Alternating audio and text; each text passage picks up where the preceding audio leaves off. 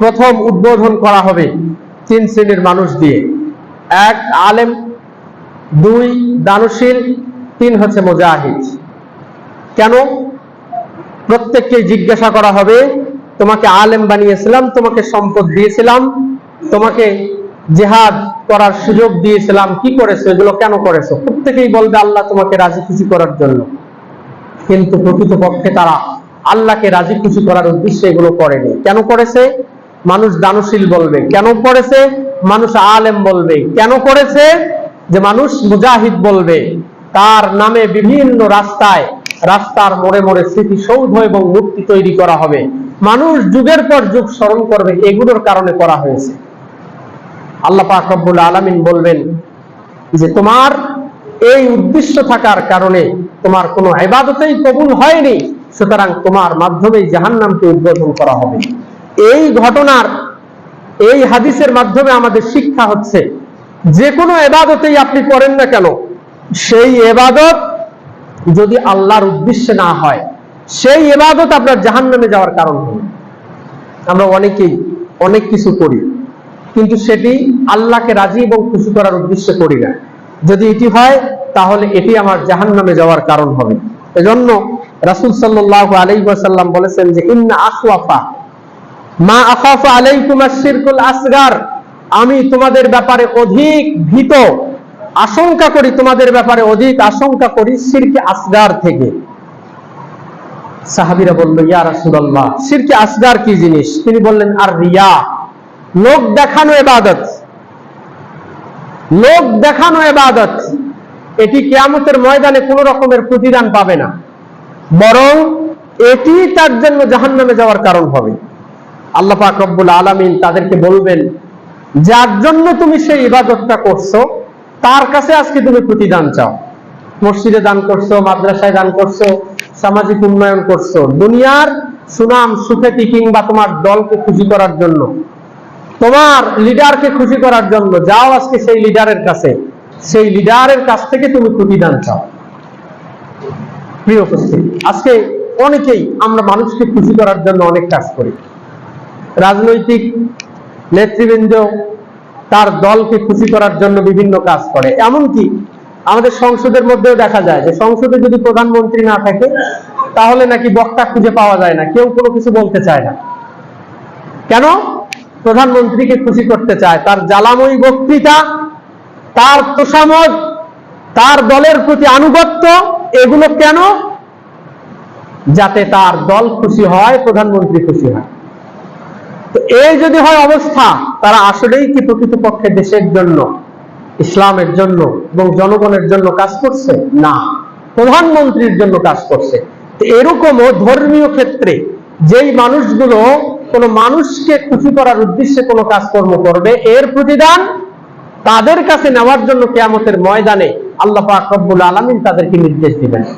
অথচ কিয়ামতের ময়দানে ওই নেতা এবং ওই দল তাকে কোনো কিছুই দিতে পারবে না। আল্লাহ পাক রব্বুল আলামিন আমাদের হেফাজত করুন, আল্লাহুম্মা আমিন। প্রিয় উপস্থিতি, এই রিয়াকারী, লোক দেখানো ইবাদতকারী, তাদের সম্পর্কে হাদিসের মধ্যে যে বর্ণনা আসছে যে ওয়াদিন ফি জাহান্নামা, জাহান্নামের মধ্যে একটা গর্ত আছে। এই গর্ত ইয়াতাআওয়াদু মিনহু জাহান্নামু কুল্লা ইয়াউমিন 400 মাররা, এই গর্তটা থেকে স্বয়ং জাহান্নাম 400 বার, 400 মাররা, 400 বার পরিত্রাণ চায় যে আল্লাহ এই জাহান্নামের গর্ত থেকে আমাকে বাঁচাও। কে প্রার্থনা করে?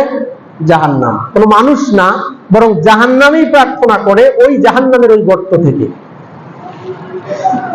তো কি পরিমাণ ভয়াবহ অবস্থা হলে আগুন থেকে পরিত্রাণ চায়, এক আগুন আর এক আগুন থেকে পরিত্রাণ চায়, এক জাহান্নাম আর এক জাহান্নামের ওই স্থান থেকে পরিত্রাণ চায়।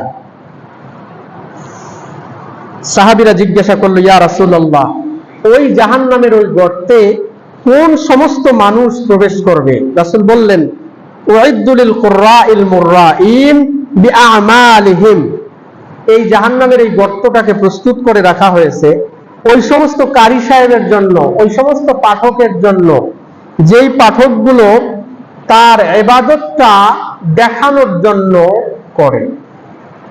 আলেম দেখানোর জন্য ইবাদত করে, কারি সাহেব দেখানোর জন্য পাঠ করে। وَإِنَّ مِنْ أَبْغَضِ الْقُرَّاءِ إِلَى اللَّهِ تَعَالَى الَّذِينَ يَزُورُونَ الْأُمَرَاءَ। আর আল্লাহ পাক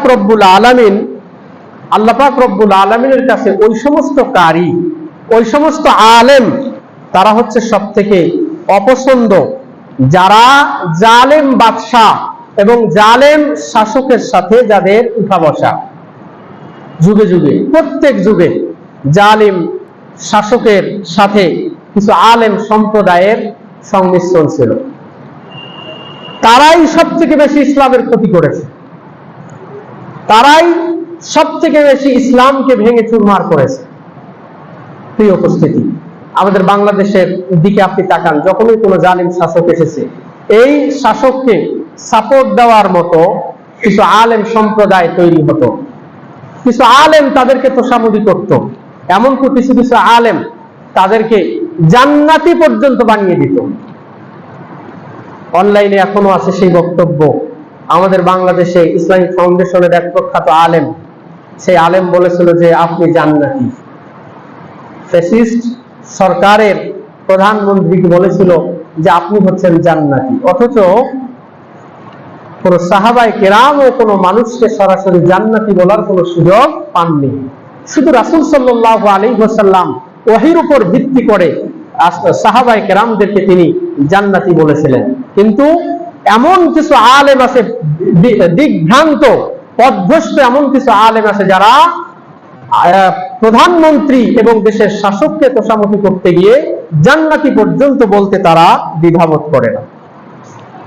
প্রিয় উপস্থিতি, তাহলে এই জাহান্নামে এই সমস্ত মানুষের স্থান হবে যারা লোক দেখানোর উদ্দেশ্যেই যারা ইবাদত করে, আল্লাহকে রাজি এবং খুশি করার উদ্দেশ্যে যারা ইবাদত করে না।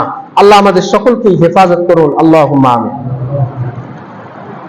প্রিয় উপস্থিতি, জাহান্নামের যেই তাপ, জাহান্নামের যেই গর্ত, এ সম্পর্কে আল্লাহ পাক রব্বুল আলামিন সতর্ক করেছেন। আল্লাহ বলেছেন, ফাআনযারতুকুম নারান তালাজ্জা, আমি তোমাকে প্রজ্বলিত আগুন সম্পর্কে সতর্ক করছি। প্রজ্বলিত আগুন, জাহান্নামে যে আগুন হবে, যেটি যুগের পর যুগ, বছরের পর বছর যে আগুনটা জাহান্নামের মধ্যে জ্বলেছে, এই জাহান্নামের আগুনের স্ফুলিঙ্গ সম্পর্কে বর্ণনা করতে গিয়ে আল্লাহ পাক রব্বুল আলামিন বলেছেন, ইন্নাহা তারমি বিশারারিন কাল কাসর, নিশ্চয় জাহান্নাম বিশাল অট্টালিকার মতো স্ফুলিঙ্গ নিক্ষেপ করবে। আগুন জ্বলতে জ্বলতে বিভিন্ন সময় চুলার মধ্যে যখন আপনি খড়ি দিবেন, ঠাস করে একটা জিনিস ফুটে যায়। তো জাহান্নামের মধ্যে এই আগুন জ্বলতে জ্বলতে তার যে জাহান্নামের যে স্ফুলিঙ্গ হবে, আগুনের যে স্ফুলিঙ্গগুলো, এগুলো বিশাল বিশাল প্রাসাদের মতো, এই রাজপ্রাসাদের মতো এই স্ফুলিঙ্গগুলো বের হবে। তাহলে তার আগুনটা কি পরিমাণ ভয়াবহ হবে। আল্লাহ পাক রব্বুল আলামিন রাসূল সাল্লাল্লাহু আলাইহি ওয়াসাল্লামের মাধ্যমে জাহান্নামের আগুনের ভয়াবহতা সম্পর্কে বললেন, নারুকুম হাদিহি আল্লাতী ইউকিদু ইবনু আদম জুজউম মিন 70 জুজআম মিন নারি জাহান্নাম, পৃথিবীতে তোমরা যেই আগুনকে জ্বালাও, যেই আগুন তোমরা ব্যবহার করো, এটি হচ্ছে জাহান্নামের আগুনের 70 ভাগের 1 ভাগ। 70 ভাগের 1 ভাগ আগুন আজকে পৃথিবীর মানুষ ব্যবহার করে। এই আগুনের তাপ সহ্য করার মতো কোনো মানুষ পৃথিবীতে নেই। গতকালকেও একটা ভিডিও দেখা হলো, বিদ্যুতের তারের সাথে এক বাচ্চার সম্ভবত মাথার সংস্পর্শ হওয়ার কারণে মাথাটা তার খুলে পড়ে গেল। বিড়ালকে খুঁজতে গিয়ে ছাদে উঠলো, বিদ্যুতের তারের সাথে মাথাটা লাগার কারণে বডিটা তার ছাদের ভিতরেই আছে, কিন্তু মাথাটা খুলে তার পড়ে গেল। মনে হচ্ছে যেন তরবারি দিয়ে কেউ আঘাত করে কেটে দিল একদম সরাসরি। এমন এই বিদ্যুৎ, যেটি দুনিয়ার মধ্যে যেই বিদ্যুৎ আমরা ব্যবহার করি, এরই যদি তাপমাত্রা এবং এরই যদি ভয়াবহতা এত বেশি হয়, তাহলে কিয়ামতের ময়দানে বা জাহান্নামে যেই শাস্তির ব্যবস্থা আল্লাহ পাক রব্বুল আলামিন করে রেখেছেন, সেটি কি পরিমাণ ভয়াবহ হবে। যুবক, সেই জাহান্নামের মধ্যে মেসির সাথে থাকাটা তুমি গর্ববোধ করো, এটি তোমার জন্য দুঃখজনক। তুমি আসলে প্রকৃতপক্ষে জাহান্নামকে চিনতে পারো না। প্রিয় উপস্থিতি,